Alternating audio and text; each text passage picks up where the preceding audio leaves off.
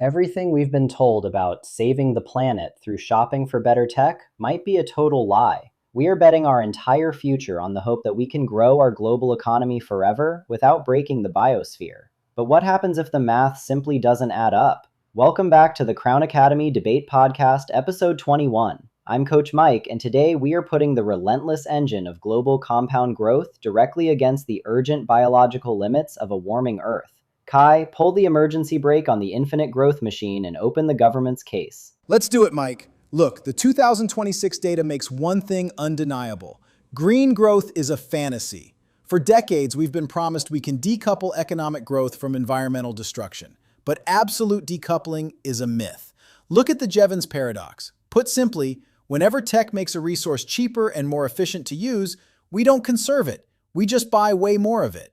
Think about electric vehicles. We celebrate zero emissions, but ignore the raw physical reality of mineral extraction limits. Cobalt, lithium, and copper mining are literally tearing the Earth apart. You cannot shop your way out of an ecological crisis. We need a planned downscaling of consumption, not just prettier gadgets.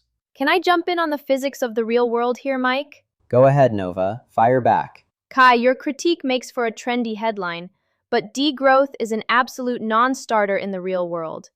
Economic growth is the single greatest engine for human progress and poverty alleviation in history. If you force a structural contraction of the global economy, you will crash markets, trigger mass unemployment, and completely dry up the trillions of dollars in capital needed to fund renewable energy grids and green infrastructure. We don't need less capitalism, we need green capitalism. Market scale is the only thing moving fast enough to replace fossil fuels. I hear you, Nova. You are arguing against basic math. A standard 3% annual GDP growth means the global economy doubles in size every 24 years. On a finite planet, that is a physical impossibility. We talk about the circular economy as if recycling can save us, yet a recycling bin cannot outrun exponential growth.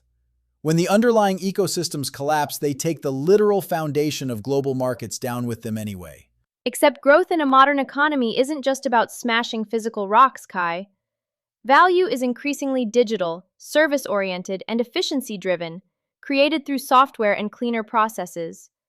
Furthermore, telling developing nations that they must limit their economic ambitions because the West overconsumed for 2 centuries is geopolitically impossible and deeply unethical. Green capitalism allows developing nations to lift their citizens out of poverty using clean, decentralized energy networks. This is the ultimate macroeconomic dilemma. Let's bring this down to actionable solutions. For parents, students, and citizens listening who want a thriving planet but are terrified of economic collapse, what is your actionable framework? Kai, give us your takeaway. My solution is the well-being framework. We need a legislative shift toward a 4-day work week to curb overproduction, alongside strict right-to-repair laws with zero taxes on repair services. For students and parents, practice usership over ownership. Don't buy things you'll only use twice a year. Set up localized tool-sharing networks or community libraries in your neighborhoods. Start prioritizing resource boundaries over endless consumption right now. Beautifully practical. Nova, bring us home with your final option. My solution is eco-modernist intensification. We must use market capital to scale high-density clean energy like small modular nuclear reactors, while funding vertical and cellular farming to free up land for mass wildlife conservation. For parents and students, invest your focus in high-tech sustainability. Pursue careers in green nanotech, AI energy optimization, and software.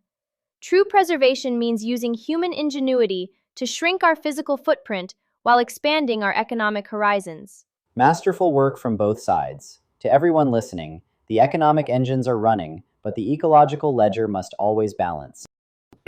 For our debaters tuning in, this episode falls squarely under a macroeconomic and philosophical debate. We are pitting ecological economics, recognizing absolute planetary limits, directly against neoclassical market economics, relying on price mechanisms and innovation to bypass scarcity. Our motion for today is, this House would transition from a model of infinite GDP growth to a managed framework of economic degrowth to ensure planetary survival. If you want to master the art of weighing aggregate utility against structural rights, check out our Crown Debate breakdown tutorial on mastering policy debate.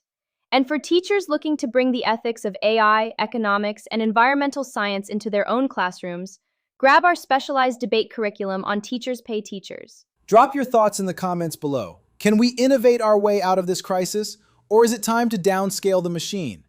Until next time, keep analyzing, keep debating, and keep crowning your arguments with truth. Catch you on the next episode.